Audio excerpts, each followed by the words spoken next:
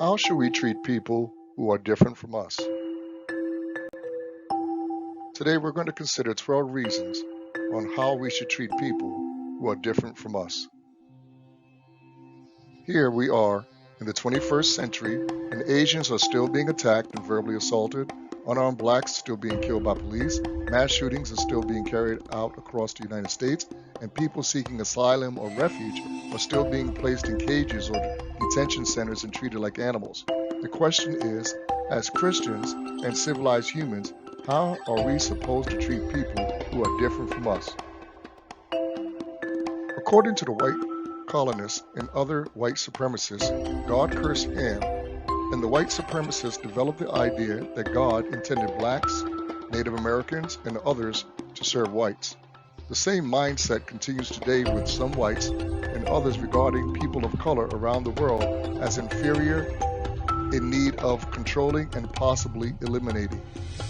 Are people who claim Christianity or embrace the Bible supposed to treat people who are different ethnically, physically, economically, or socially with less dignity, respect, or love?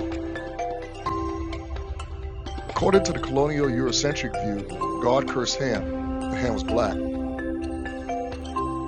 According to the Afrocentric non-colonial view, everyone was black anyway.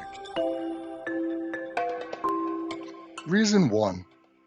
The biblical Christian view is that all nations come from one man and one woman. According to the colonial Eurocentric view, Ham's descendants are animals, or like animals, and are beneath Europeans. Blacks didn't create anything and aren't capable of anything great. According to the Afrocentric non-colonial view, Africans started civilization, and Europeans took it and claimed it. The people of Kemet and Kush started and advanced African civilization, but it was stolen by the Greeks and others. Reason 2. Biblical Christian view. Life and civilization started somewhere between northern Africa and the Near East in Shinar and spread from there. According to the colonial Eurocentric view, Africans enslaved Africans. So what's the problem with Europeans enslaving them? According to the Afrocentric non-colonial view, African and Islamic enslavement didn't prevent slaves from achieving freedom or being treated as humans, and slavery was common among people of different ethnic groups from around the world since antiquity. Reason 3. Biblical Christian view. All people are to be treated well, especially those who are in the faith. According to the colonial Eurocentric view, people of different social standing and different ethnic groups should not mix. According to the Afrocentric non-colonial view, Africans should remain with Africans, and if they interact with others, they should be in charge.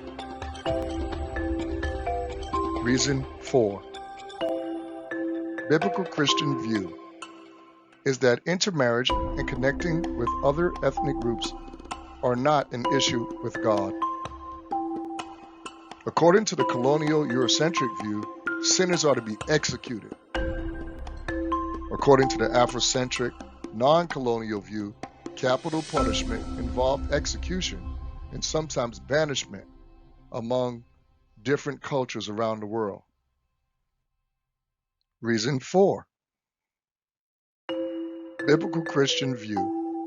All have sinned. Forgive and you shall be forgiven. Consider yourself. The law is for the lawless, but needs to be conducted equally for all ethnic groups. According to the colonial Eurocentric view, sinners are to be avoided. According to the Afrocentric non-colonial view, sin is a European concept.